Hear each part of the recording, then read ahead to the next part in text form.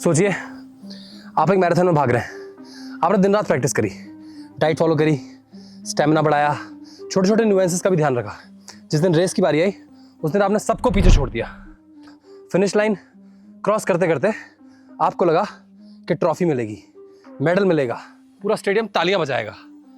लेकिन तभी जज साहब आते हैं और एक अनाउंसमेंट करते हैं। वो कहते हैं कि आपने रेस जीत ली है, आपको मिलता है एक इनाम, और इनाम में मिलती है एक और रेस। और ये जो ट्रॉफी है, ये ट्रॉफी मिलेगी उसको जो इस रेस में लास्ट आया है। ऐसा ही कुछ होने वाला है 2026 में। इस देश की राजनीति बदलने जा रही है। Now, ladies and gentlemen, there is a massive debate which is going on as far as the delimitation exercise in the country is concerned, with the southern states especially worried about the impact. संविधान निर्माताओं ने इस संविधान में एक वादा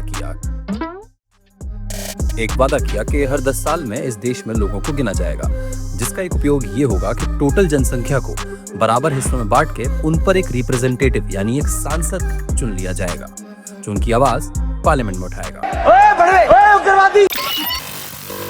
ध्यान रहे, एमएलए नहीं, सांसद। इस वीडियो में विल बी डीलिंग विद सांसद जो दिल्ली में बने पार्लियामेंट में बैठते हैं।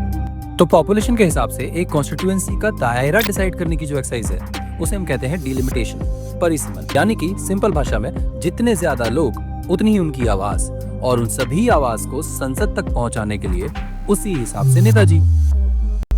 अब जैसे मध्य प्रदेश का छोटा सा जिला दतिया, जहाँ की कुल आबादी है सिर्फ 7 लाख।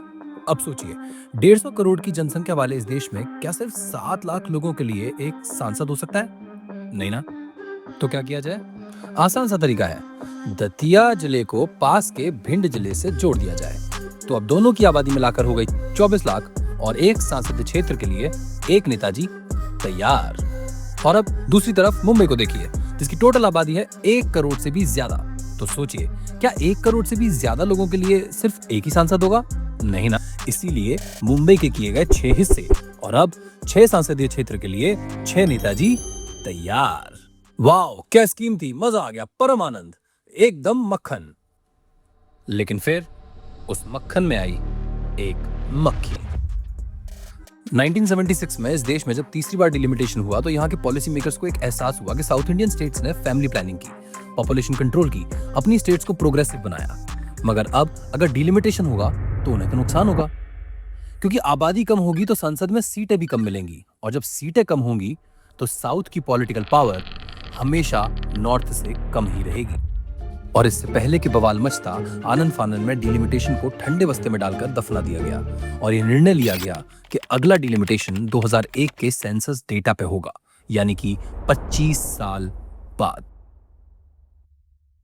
2001 आते आते एक और पहलू सामने आया। पॉलिटिकल थिंकर्स ने देखा, सोचा और समझा कि साउथ इंडियन स्टेट्स की पॉपुलेशन इस देश में अराउंड 19% है, लेकिन देश की जीडीपी में उनका योगदान लगभग 35% है, यानी लगभग दुगना। मतलब सीधा है, देश की तरक्की में उनका हिस्सा ज्यादा है, तो सांसद में उनकी हिस्सेदारी भी ज्यादा होनी चाहिए, है ना। लेकिन दिक्कत यह है कि पॉपुलेशन रेशियो 2001 में भी लगभग वहीं अटका था जैसा 1976 में था। मामले की गंभीरता को समझते हुए 2002 में 84th अमेंडमेंट कर डिलिमिटेशन को अगले 25 सालों के लिए दोबारा वनवास भेज दिया गया, और कमीशन ने यह फैसला लिया कि इस बार हम कॉन्स्टिट्यूएंसीज में सीट्स को बढ़ाएंगे या घटाएंगे नहीं, हम सिर्फ सीट्स की बाउंड्रीज को रीएडजस्ट करेंगे। और इसी कारण 2008 में इस देश में हल्का फुल्का डिलिमिटेशन हुआ।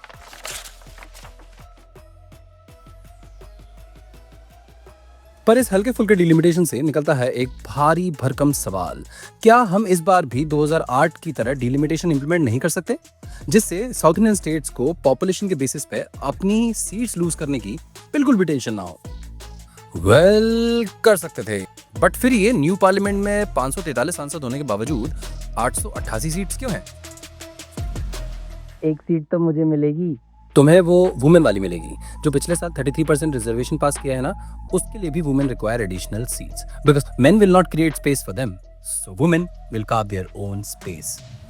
साथ ही 2002 में आए 84th अमेंडमेंट का अब 25 सालों का वनवास पूरा हो चुका है, और 1976 में दफनाया गया डिलिमिटेशन का भूत एक बार फिर इस देश के सामने है, and there is panic among South Indian states.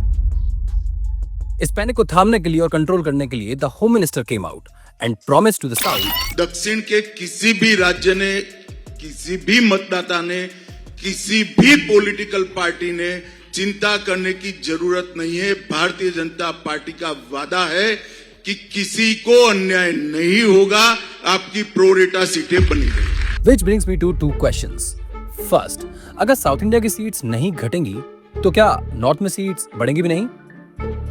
And second, with what capacity is the Home Minister making a credible statement on delimitation? Because उनका तो कोई रोल ही नहीं है। और अगर है तो एक सवाल और उठता है, किस राज्य को कितनी सीटें मिलेंगी ये एक राजनीतिक पार्टी से आए मंत्री जी क्यों तय करेंगे? Because delimitation commission is not and should not be influenced by the parties sitting in the power. Hence, it is already codified in India that delimitation commission is appointed by the president, which consists of retired Supreme Court judges, chief election commissioner, and state election commissioners.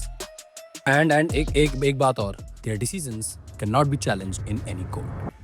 पर commission का decision आए उससे पहले हमें खुद इस decision पे पहुंचना है कि हम कैसे इस डिलिमिटेशन या परिसीमन को फेयर बना सकते हैं।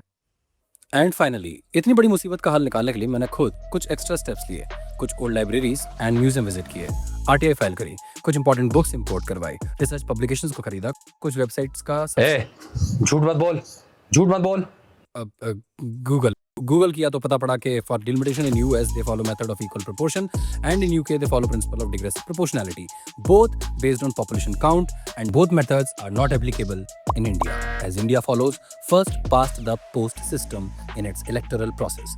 और ये तीनों चीजें क्या है, कैसे काम करती हैं, इनके लिए later I can make another video, because इस वीडियो में डिलिमिटेशन का इंडिया में क्या सॉल्यूशन हो सकता है उसके लिए सिरदर्दी बढ़ती जा रही थी। किसी ने कहा कि स्टेट लेजिस्लेचर में एमएलए की सीट्स बढ़ा दो, बट उससे पार्लियामेंट में रिप्रेजेंटेशन तो नहीं बढ़ेगा। तो फिर किसी ने कहा कि डिलिमिटेशन को सिर्फ पॉपुलेशन के बेसिस पे ना करके इसमें ह्यूमन डेवलपमेंट इंडेक्स और अन्य प्रोग्रेसिव पैरामीटर्स भी ऐड कर दो, और उसके बाद जिन स्टेट्स ने पुअरली परफॉर्म किया है उनको पेनलाइज कर दो, एंड देन डिसाइड कि किसको कितनी सीटें मिलेंगी। बट फिर जितने ज्यादा पैरामीटर्स ऐड होंगे उतनी ही डिबेट बढ़ती चली जाएगी, जिससे डिलिमिटेशन कम और बीरबल की खिचड़ी ज्यादा बन जाएगा। फिर क्या कर सकते हैं, क्या ला सकते हैं? साउथ इंडियन स्टेट्स को इंडियन पार्लियामेंट में कैसे इक्वली रिवॉर्ड किया जा सकता है? कैसे डिलिमिटेशन भी हो जाए, हर आदमी को उसकी आवाज संसद में पहुंचाने का जरिया भी मिल जाए, साउथ और नॉर्थ की पॉलिटिकल पावर भी बैलेंस्ड रहे, इसके लिए क्या किया जा सकता है? And then something struck me. अगर न्यू पार्लियामेंट की लोकसभा में 543 मेंबर्स होने के बावजूद 888 सीट्स हैं, तो राज्यसभा में भी तो 250 मेंबर होने के बावजूद 384 सीट्स हैं।